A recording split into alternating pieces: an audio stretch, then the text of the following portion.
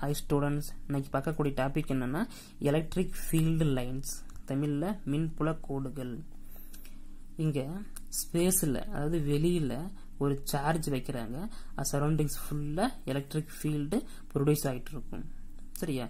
அப்ப electric field லைன்ஸோட definition பாத்தீங்கன்னா, a set of continuous lines which are the visual representation of the electric field in some region of space is called electric field lines.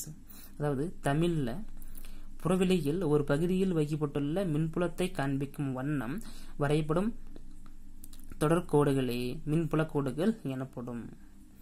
Okay, so இந்த electric field லைன்ஸுக்கு some rules இருக்கு. Following rules. First, positive charge இருக்கு, அது surroundings ஃபுல்லா அதோட electric field lines எல்லாமே எமனட் ஆகும், அதாவது வெளிநோக்கி இருக்கும். ஸ்டார்டிங் சார்ஜ் கிட்ட ஸ்டார்டிங், எண்டிங் வந்துட்டு இன்ஃபினிட்டி தூரம் போகும். ஓகேவா? தென் நெகட்டிவ் சார்ஜ் வந்துட்டு radially inward.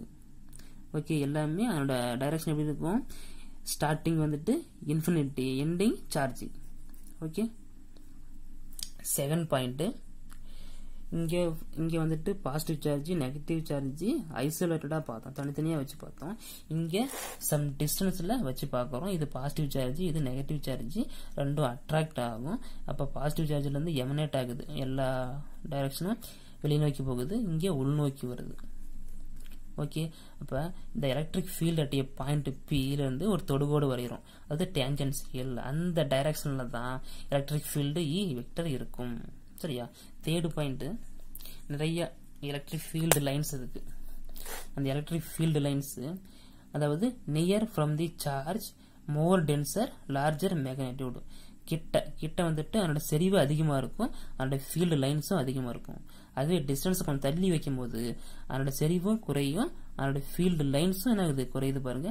Away from the charge, less tensor, small magnitude. Okay, E vector proportional to 1/r². இதை மீன் பண்ணது, அந்த டிஸ்டன்ஸ் இன்க்ரீஸ் ஆக ஆக அந்த எலக்ட்ரிக் ஃபீல்டு டிக்ரீஸ் ஆகும். ஏன்னா எலக்ட்ரிக் ஃபீல்டு இன்வெர்ஸ்லி 1/r². ஓகேவா? இப்போ electric field E vector equal to proportional cancel பண்ணா K into Q/r². Okay, fourth point, the very very important 2 mark question. The two electric field lines never intersect each other. 2 electric field lines இருக்குன்னா ரெண்டும் என்ன ஆகாது? Intersect ஆகாது. பாருங்க, இந்த blue colour இருக்குல்ல, அது electric field lines, red colour electric field. அப்ப இந்த பாயிண்ட்ல ஒரு சார்ஜ் வைக்கிறோம், ஒன்னு இதெல்லாம் மூவ் ஆகும், அப்படி இல்லைன்னா இதெல்லாம் மூவ் ஆகும். சரியா? சேம் டைம்ல ரெண்டுலயும் மூவ் ஆகாது, இதுல பாதி இதுல பாதின்ட்டு மூவ் ஆகாது. So never intersect each other. இது எலக்ட்ரிக் ஃபீல்டு லைன்ஸ்.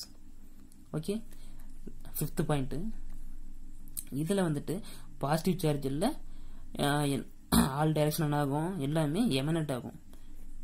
அதனோட பாசிட்டிவ் சார்ஜ்ல எல்லாமே எமனேட் ஆகும், அதாவது வெளிநோக்கி இருக்கும் அதோட டைரக்ஷன். சரி, நெகட்டிவ் சார்ஜ்ல எல்லாமே உள்நோக்கி இருக்கும். சரியா? இது எதுக்கு டைரக்ட்லி ப்ரொபோர்ஷனலா இருக்குதா? இதனோட மேக்னிடியூட் என் மதிப்புக்கு டைரக்ட்லி ப்ரொபோர்ஷனலா இருக்குது. இங்க பாருங்க, என்னோட என் மதிப்புனா Q, இங்க 2Q இருக்குது. அப்ப Q வைக்கும் போது எத்தனை லைன்ஸ் இருக்குது? 8 லைன்ஸ் இருக்கும். 1 2 3 4 5 6 7 8 லைன்ஸ் இருக்குது. அதுவே 2Q வைக்கும் போது எத்தனை இருக்குது? 16 லைன் இருக்குது. அதாவது அதோட மேக்னிடியூட் இன்க்ரீஸ் ஆக ஆக ஆல்சோ இன்க்ரீஸ் தி ஃபீல்டு லைன்ஸ். ஓகே, புரிஞ்சா? மேக்னிடியூட் அதோட என் மதிப்பு இங்க Q இருக்குது, இங்க 8 லைன், இங்க 2Q. அப்ப மேக்னிடியூட் என்ன ஆகுது? என் மதிப்பு அதிகமாயிருச்சு, அதனால ஃபீல்டு லைனும் அதிகமாகுது. சரியா? சோ பொறுமையா பாருங்க, நோட் பண்ணிக்கோங்க. Okay, thank you.